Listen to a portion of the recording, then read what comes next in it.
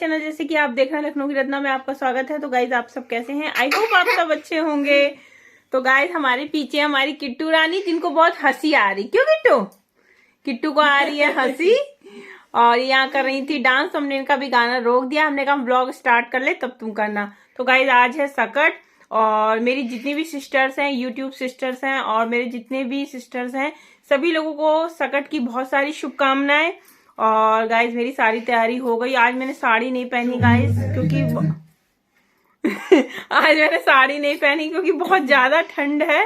और red colour का ये ओढ़ लूंगी मैं और मैं आपको दिखाती हूँ। मैंने लगा लिया रंग, मैंने लगा लिया है अपने पैरों में और किट्टू के भी लगाया है ना। किट्टू लगाया ना रंग है और किट्टू ने मोजे पहन लिए लेकिन लगा दिया था। तो चलिए, यहाँ पे खड़ी हैं लवली दीदी। लवली तुम भी लगा लो रंग जल्दी से। हाँ, भी लगा देते हैं। हाँ तो चलिए फिर चलते हैं, करते हैं पूजा। चलिए गाइस अब अपनी पूजा करते हैं शुरू।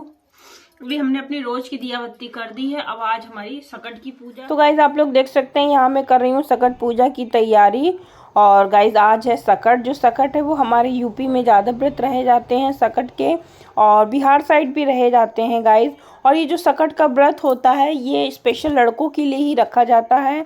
और मतलब अधिकतर जगह बिहार क्या मतलब यूपी, बिहार, दिल्ली, मतलब बहुत से लोग जो लोग मानते जानते हैं वो लोग सकट का व्रत रहते हैं। और सकट का व्रत जो महिलाएं होती हैं वो अपने पुत्र की लंबी आयु के लिए रखती हैं।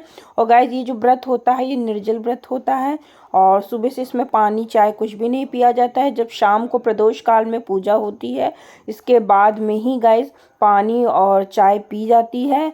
तो चलिए गाइस अब मैं कर लेती हूँ अपनी तैयारी। इस समय आई हुई है मेरी छोटी वाली सिस्टर, क्योंकि उसकी छुट्टियाँ थी तो वो आई हुई है। उसकी एक बेटी छोटी सी किट्टू, आपने देखा ही है उसको।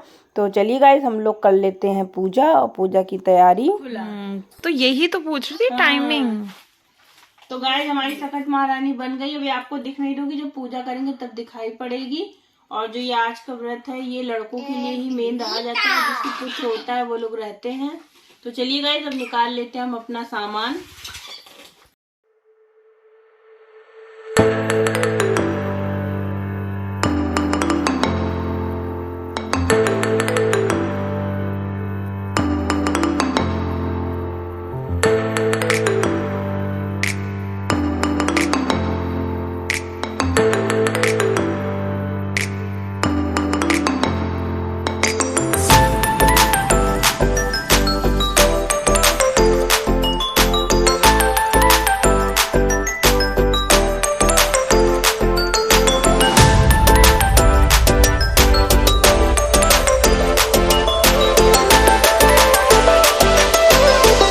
गाइस आप लोगों ने देखा मैंने अपनी पूजा शुरू कर दी है। सबसे पहले कलश की ही स्थापना की जाती है गाइस। कोई भी जो पूजा शुरू की जाती है तो पहले आटे का चौक बनाया जाता है। कहते हैं आटे का चौक बनाने से आपके घर के जो पितृ होते हैं वो बहुत खुश होते हैं। और उसके ऊपर ही कलश रखना चाहिए और फिर मतलब गणेश जी का आवाहन करना चाहिए। आप साइड में देख सकते हैं थाली में मैंने चावल वो करके रख रखे हैं। ये चावल का गाइस हमारे यहाँ बकरा बनता है और इसको लड़के लोग काटते हैं। जब पूजा हो जाएगी उसके बाद में जो पुत्र होता है वो मतलब किसी भी चीज़ से, मतलब चाकू से किसी भी चीज़ से उसको काट देता है, जो चावल का हम लोग के यहाँ बनता है। तो आप लोग देख सकते हैं गाइस यहाँ पे पाटे पे मैं बना रही हूँ सकट महारानी। और जो सकट महारानी होती है वो घी से बनाई जाती हैं। अभी आप लोगों को नहीं दिखाई पड़ेंगी। उसके बाद में फिर सारी पूजा शुरू हो जाती है। तो आप लोग देख ही सकते हैं यहाँ मैंने पूजा अपनी शुरू कर दी है। तो अब यहाँ सब चढ़ाते हैं और अब आगे बढ़ाते हैं हम अपनी पूजा। और फूल माला मैं चढ़ा रही हूँ, आप लोग देख ही सकते हैं।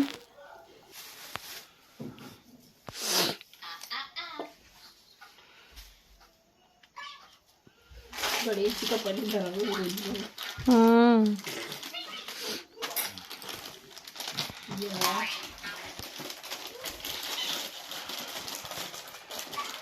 व्रत रखा है ये अपना सकट महारानी का। और ये जो सकट का व्रत होता है गाइस ये लोग अपने पुत्र की लंबी आयु के लिए व्रत रखते हैं। और ये जो सकट का व्रत होता है इसको जिसकी पुत्र होता है वही माताएं रखती हैं।